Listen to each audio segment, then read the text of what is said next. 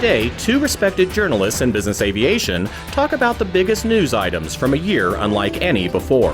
From the National Business Aviation Association, this is a special edition of Flight Plan. I'm Rob Finfrock with your trusted source for business aviation news. Now, it's probably an understatement to say this year brought many new developments in business aviation. And to discuss some of the topics that shaped our industry throughout 2021, I'm pleased now to welcome Carrie Lynch, Senior Editor with Aviation International News, and Molly McMillan, Managing Editor for Business Aviation for the Aviation Week Network. And Molly, I'd imagine it's been pretty exciting for you and Carrie to report on how business aviation has continued to evolve over the past 12 months. It's been a very interesting year, Rob. You're absolutely right. When you think back, the business aviation industry was coming out of a decade of stagnation and oversupply from the past recession. And then 2019, things were starting to turn up, and then COVID hit. And so then manufacturers started cutting back on production, and it was a huge question mark of what was going to happen. Certainly, there was this big COVID-19 economic shock, but the industry started emerging out of this much faster. One thing was the number of new entrants that started turning to business aviation, saying, I want to avoid the crowds. I want a healthier way to fly. And so then you have manufacturers recording higher orders, robust orders. The used industry, they're at record lows of inventory right now. Charters and fractional ownership providers reported huge influx of business, which has also led them to try to scale back. They're running out of capacity, so they've scaled back on jet card sales. NetJets has a waiting list now with new folks. Flight hours are up over 2019 levels now, and the stock market has been good through the year. There's been a lot of new wealth creation. So you have a lot of things working to give this industry a boost. Well, I'd have to wholeheartedly agree with Molly. I mean, when you look at where we were a year ago and how down the overall general economy was and how much uncertainty there was, to see where it is now, where now people are scrambling to meet demand. This industry has never experienced a surge like this ever before. And a lot of people look back to, say, 2008 and 2009, when everything just fell off a cliff, and it was a totally different recovery.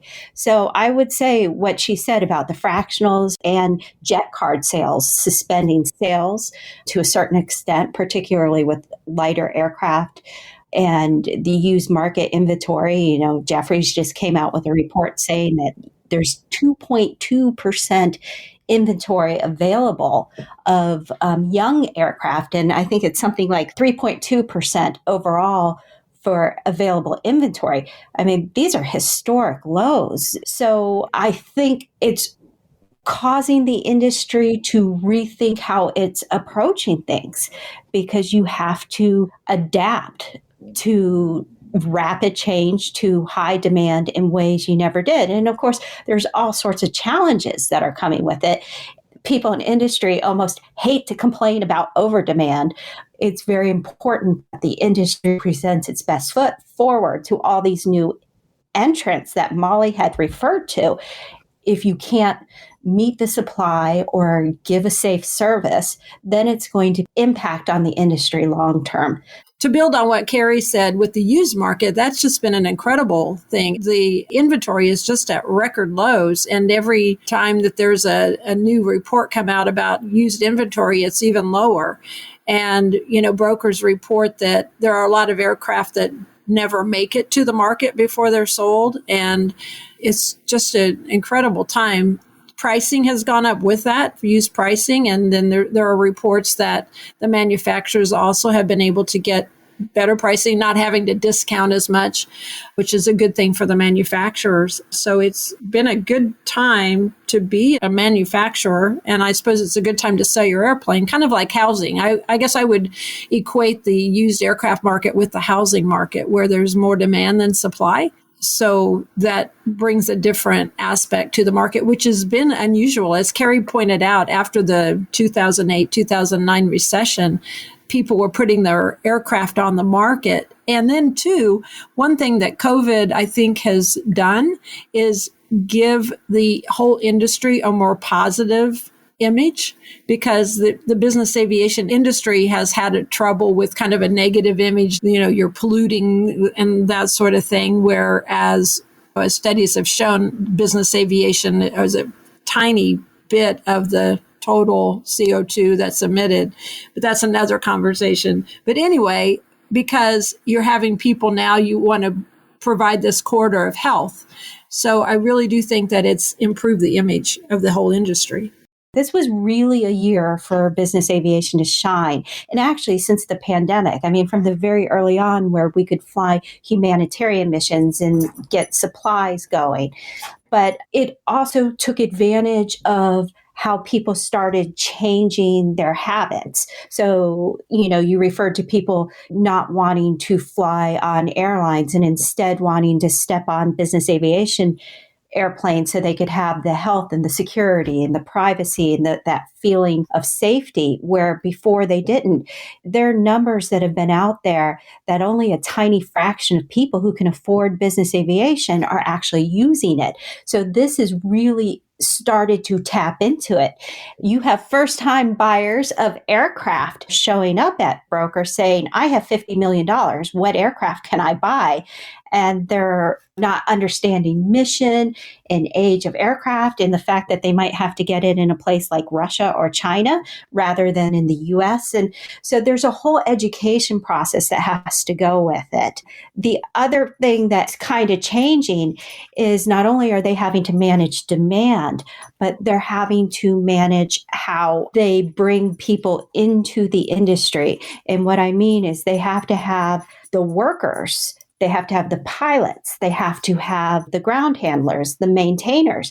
They have to really address a whole workforce issue that everyone thought went away with COVID, but really never did go away. It was a problem in 2019. It was becoming a big concern because the airlines were taking from business aviation, and then it got quiet and airlines laid off, and people are like, we've got people to tap into to backfill, but it's all coming back so quickly for business aviation, and it's coming back for the airlines. So they're going to need their people too. So this is something. How are we going to meet this demand? How are we going to change?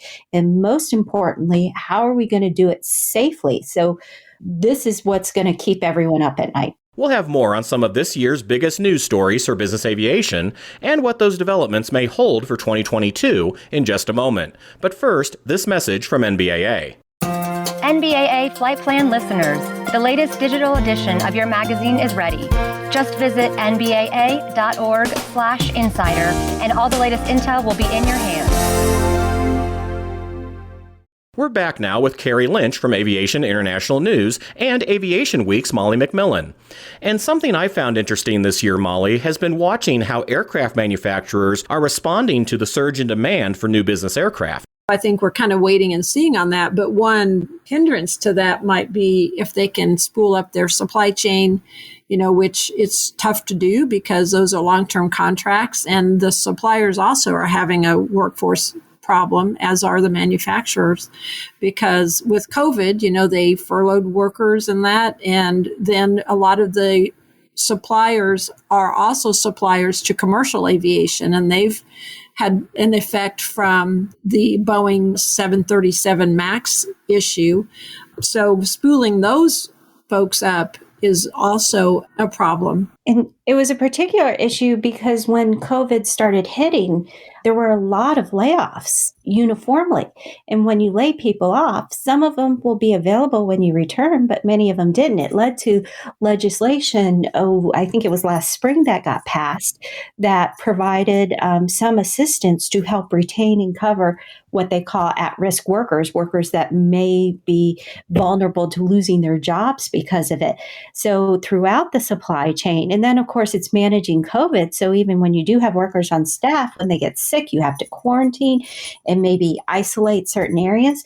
I know the supply issue is not just with business aviation, it's globally. I mean, it's in all the headlines, but it certainly hit our industry. Right. I agree with you. And you also made a good point about how these new entrants into business aviation is kind of changing the landscape, in that manufacturers are saying you have to work with them in a little different way. You have to introduce them to the tax advisors and the broker dealers and the pilots and the maintenance folks. So it's a longer process to engage them, and that you kind of have to be more patient in the process because they don't have a background in it.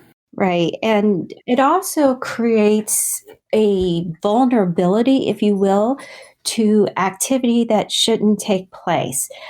There's an air charter hotline where people can call in and report what they think is illegal activity. Through the first 8 months of the year, I think reports to the illegal hotline had jumped 40% because it's creating a lot of opportunity for people who want to make the quick buck. The key thing is you want the industry to grow. You want to keep people here. So, and I said this before, but you need to put that best face forward. So top service, but also safe service and service that's all above board. And so there's certainly a concern about that on top of being able to, you hear the fractionals or you hear the charter operators talking about being able to provide the demand they've already promised to their existing customer base. You look at cases where people want to buy aircraft, and attorneys are saying that depositions are coming up because deals are going bad. So these are all things that the industry has to look at. Some of the other big stories this year, too, were new products. Gulfstream came out and introduced the G400 large cabin jet and also the G800. 8,000 nautical mile aircraft. Bombardier introduced the Challenger 3500, a replacement for the 350 with an upgraded cabin. Textron introduced some upgrades to the King Air 250 and 350 with the King Air 260 and 360. And they also introduced the Citation M2 Gen 2 and the XLS Gen 2 with cabin improvements. Honda Jet kind of surprised people at MBAA this year with a concept aircraft they rolled out called the 2600 long light jet. And then the Textron's Beechcraft Denali took its first flight November 23rd. So it was a big year for some new introductions. Yeah, and these new products are so important to the growth of the industry because that's what's generating increased demand, new demand, growth demand. And the fact that the industry is investing like this is a good sign. And then there's a whole nother segment that's coming along with that, and that's the eVTOL sector and the electric and the hybrid and, the whole wave of much more environmentally friendly aircraft, which are very important for the future of the industry. Because if they don't evolve and everybody else goes on to more sustainable aircraft, you're already seeing a lot of flight shaming going on in areas like Europe. But interestingly, one of the things that has happened in this industry over the past year, more so than ever before, is the increased investment into it. You have major investors investing hundreds of millions in different companies such as Jet Edge, and you have Wheels Up getting into it. And then you have new acronyms coming in, such as SPAC, the Special Purpose Acquisition Companies, which are kind of a backdoor way of going public. And you see it in the emergence of this whole eVTOL sector. And I think the total coming into companies that are in the eVTOL sector for 2021 is just under about 3.4 billion. And you have companies such as Joby, which has been around for a long time now, and Lilium and Vertical, all coming out with designs that are supposed to revolutionize the whole shape of the future of transportation, particularly inner city. And the interesting thing is it shows that Wall Street and major investors really are buying into the sector. They believe in it's true. Maybe a year or two ago, there were a lot of doubters. Will this really happen? But when you look at not only the SPAC companies, but you look at companies like Toyota and Hyundai, and of course, some of the mainstream manufacturers already in the industry, such as Textron and Embraer getting involved in it. It gives it all of validity, and it gives it all a lot of substance that this is actually going to come. And there are aircraft that are submitted for type design approvals. The change is coming. It's just when it'll happen and which players will still be around to say they were on it. I don't know if the pandemic helped or hurt, but when you see business aviation growing as a whole and the money it's attracting, and particularly on the charter side. You make some great points on the eVTOL area of business aviation. And then you have like Clay Lacy that's putting in charging stations for electric aircraft. So that's a development toward that part of the market. One of the other things that happened this year is a little bit of a normalization. And we are at a very tenuous time with new variants of coronavirus coming out. But you started to see a bunch of events start to return back to live. And it took a long time. I think everyone thought that it wouldn't go as far as it is. And I don't think anybody thought that here we're approaching 2022 and we're still worried about creating virtual events. But we did get Oshkosh off. That was one of the first major kickoff events. And it really told the story of how people wanted to get back together. And then, of course, MBAA had their first return major event with base in Las Vegas in October. They moved into a new West Hall, but they were able to pretty much sell out their floor space. Now, it was a smaller footprint. It wasn't 100% of the exhibitors, but you had a vast majority, at least 75% or more, come back. And there was a focus on getting younger people in, which we talked about workforce. And the attendance figures were really strong, certainly among the stronger ones for the first major live show coming back, across industries. And of course, you talked about all the new products, and MBA was a platform to really showcase a lot of those new products because there was a lot of pent up announcements. I mean, Dassault, when it announced the 10X, it kept waiting for a live venue to announce it, and there just wasn't any. So they finally announced it virtually, and they realized that they could have success with that, and they did. But MBAA really served as an anchor for it. And then, of course, Dubai happened right on the heels of MBAA. Things are still uncertain, but I think the industry and maybe the globe in general is slowly starting to learn how to live with the pandemic with proper precautions in place, of course. It's difficult to see where these new variants, where that will take the industry in 2022. Just seems like people are a little weary of virtual events. And I think another thing to watch for 2022 will be whether the new entrants into business aviation will stay once things open up again. Of course, with the Omicron variant, things have, international restrictions have tightened up some. And I think to have a full recovery, you have to have the international recovery as well. Right. And it's interesting because, of course, when COVID happened and everything went to Zoom, I never even heard of Zoom before COVID came, and everything went to virtual. And the question was raised, is this really going to harm the industry, or is this going to change how people do business? Because they're all learning that they can do it with their sweatpants on in front of a computer at home. But looking at the attendance at Oshkosh and at MBAA in Dubai, at least in business aviation, but I think it probably speaks to a larger sense that people really do want that in-person connectivity. And so not only does that bode well for events in the future, but it also bodes well for the industry as far as, buying new aircraft, buying used aircraft, taking charter, taking fractionals, flying the aircraft you have.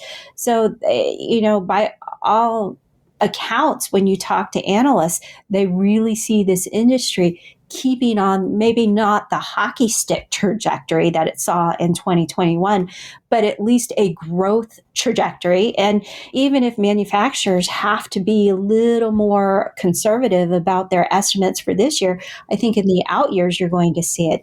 Also, pricing finally firmed up. And I know, Molly, you mentioned that, and that comes after years of bottom barrel deals. So overall, the industry is emerging in a position of strength, which is so different from other downturns. Technology and advancements going on. 2022 should be a pretty interesting year as far as how far we can take it. Right. And, I think it's good to point out that some of the forecasters, though, aren't expecting deliveries to reach 2019 levels until 2023 and 2024. It takes, there's a set time between when you take an order and when it gets delivered.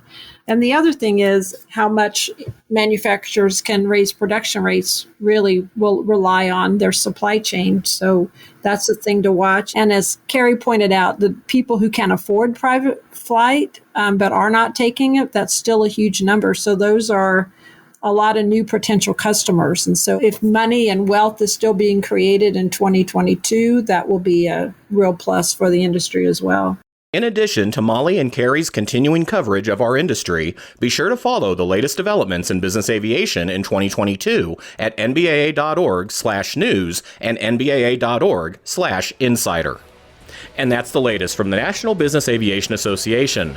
Remember, you can subscribe to all Flight Plan episodes at Apple Podcasts in the App Store, wherever you find your favorite podcasts, including by asking Alexa or another connected device, or download them from nbaa.org. I'm Rob Finfrock. Thanks for listening, and be sure to join us next time for a new episode of Flight Plan.